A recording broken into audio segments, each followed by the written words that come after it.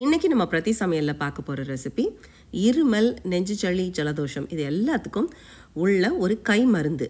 இது எங்கள் ஊர் பக்கங்களில் கன்னியாகுமரி மாவட்டங்களில் பாட்டி வைத்தியம், பழைய பாட்டிமார் இருமல் தீராத இருமல் இருக்கும் பாருங்கள், நெஞ்சு சளி, அதுக்கு 3 நாள் இந்த சுக்குப்பால், இதை சுக்குப்பால்னு சொல்லுவாங்க, 3 நாள் இதை தருவாங்க. இருமலெல்லாம் இருந்த இடம் தெரியாமல் போயிடும்.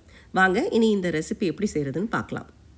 இதுக்கு 2 டேபிள் ஸ்பூன் பச்சரிசி, 1.5 டேபிள் ஸ்பூன் உளுந்து, உடைச்ச உளுந்துனாலும் சரி, முழு உளுந்துனாலும் சரி, 1.5 டேபிள் ஸ்பூன், அது மாதிரி 1/2 டேபிள் ஸ்பூன் வெந்தயம்.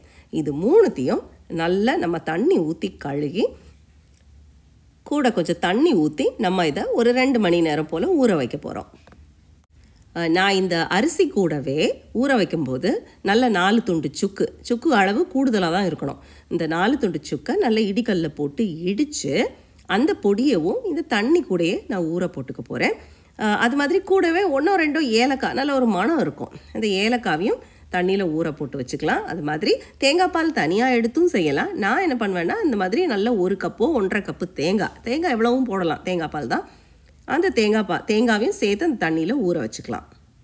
இப்போ அரிசி, உளுந்து, தேங்காய், சுக்கெல்லாம் ஊறுற நேரத்துக்குள்ளே நம்ம என்ன பண்ண போகிறோம், ஒரு கருப்பட்டி, இந்த அளவுக்கு இந்த ஒரு கருப்பட்டி தேவைப்படும். அதை நல்ல சின்ன துண்டுகளாக உடைச்சி ஒரு பாத்திரத்தில் போட்டு 1 கப்பு போல் தண்ணி, அளவெல்லாம் ரொம்ப தண்ணி ஆக்யூரேட் மெஷர்மெண்ட் வேணும்னு அவசியம் இல்லை, அந்த கருப்பட்டி துண்டுகள்லாம் கரையணும்.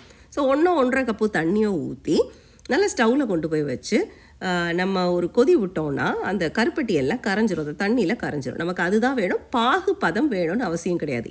சரி, இனி இது ஸ்டவ் ஆஃப் பண்ணி தனியாக எடுத்து வச்சுக்கலாம். அதுக்கப்புறம் நம்ம இதை வடிகட்டி நம்ம சேர்க்க போகிறோம். சரி, அதை இப்போ தனியாக இருக்கட்டும். இனி நம்ம ஊற வச்ச அரிசி, சுக்கு இதெல்லாம் நல்லா ஊறி இருக்கும். நம்ம ஒரு மிக்ஸி ஜாருக்குள்ளே போட்டு தண்ணி ஊற்றி நல்லா அரைக்க போகிறோம்.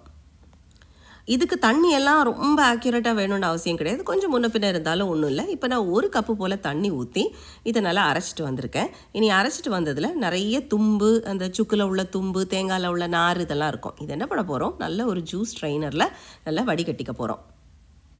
இப்போது இந்த தும்பு, இந்த நார் இதெல்லாம் நம்ம தூர போட்டுட வேண்டாம். இதை மறுபடியும் மிக்ஸி ஜாருக்குள்ளே போட்டு 1 கப்பு தண்ணி ஊற்றி மறுபடியும் மிக்சியில் போய் நம்ம அடிச்சுட்டு வந்து அதை திருப்பி வடிகட்ட போகிறோம். இந்த நம்ம தேங்காய்க்கெலாம் 1ஆம் பால் 2ஆம் பால் எடுப்போம்ல, அது மாதிரி இது 3 தடவை பண்ணிக்கோங்க. இப்போ இது 2வது தடவை எடுத்தாச்சு.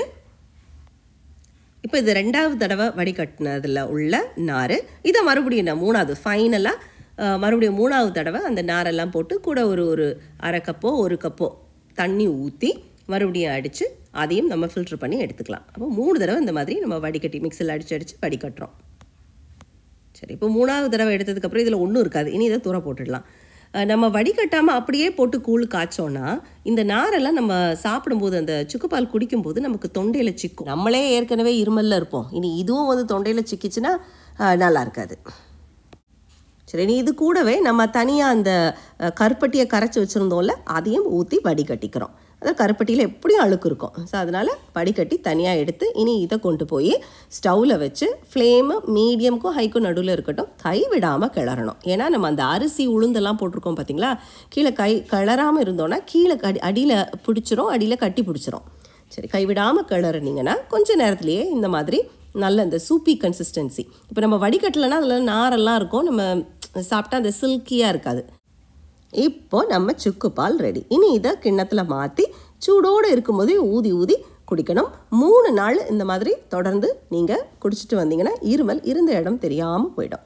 இப்போ நீங்கள் வேலைக்கெல்லாம் போகிறவங்களா இருந்தால் நமக்கு 3 நாளும் தொடர்ந்து இதை மாதிரி செய்கிறதுக்கு கொஞ்சம் சிரமமாக இருக்கும்னு நினச்சிங்கன்னா நீங்கள் பல்காக கூட செஞ்சு வச்சுக்கலாம். 3 நாளைக்கு தேவைப்படுற மாதிரி உள்ள அந்த சுக்குப்பாலை செஞ்சு ஃப்ரிட்ஜில் வச்சுட்டு, ஃப்ரிட்ஜில் வச்சிங்கன்னா அது எப்படியே கட்டி ஆகும். அதை கொஞ்சம் தின்னாக்குறதுக்கு அடுத்த நாள் நம்ம சாப்பிடும்போது கொஞ்சம் தேங்காய் பாலோ இல்லை தண்ணியோ ஊற்றி அதை மைக்ரோவேவ்லையோ இல்லாட்டா ஸ்டவ்வில் கூட வச்சு சூடு பண்ணி நல்லா சூடோடு குடிக்கணும். 3 நாள் தொடர்ந்து குடிச்சிட்டு வாங்க, ரொம்ப அருமையாக இருக்குது. நல்லா அழகாக அந்த கூழ் குடிக்கிறதுக்கு ரொம்ப அந்த உளுந்தங்களியெல்லாம் இருக்கும்ல, அது மாதிரி ஒரு டேஸ்ட்டில் இருக்குது, அருமையாக இருக்குது. கண்டிப்பாக இதை நீங்கள் செஞ்சு பாருங்கள். இருமல் இப்போ சீசன் ஃபுல்லாக எல்லாருக்கும் இருமல், எங்கள் வீட்லேயும் ஃபுல்லாக இருமல், அதனால தான் இதை நான் செய்கிறேன். அப்போ உங்கள் வீட்லேயும் இருமல் இருந்துச்சுன்னா இந்த ரெசிபியை செஞ்சு பார்த்து உங்கள் இருமல் குணமாச்சா, குணம் ஆகலையா அப்படின்றத கீழே கமெண்ட் செக்ஷனில் மறக்காமல் சொல்லுங்கள். இவ்வளோ நேரம் பொறுமையாக பார்த்தவங்க எல்லாருக்கும் என்னுடைய மனமார்ந்த நன்றிகள். அதே மாதிரி நேரம் இருந்துச்சுன்னா இப்போ என் ஸ்க்ரீனில் பார்க்குற வீடியோஸையும் 1-2 பாருங்கள், பார்த்துட்டு பிடிச்சிருந்தா லைக் பண்ணுங்கள். மீண்டும் உங்களை இன்னொரு வீடியோவில் சந்திக்கிறேன். அதுவரை நன்றி, வணக்கம்.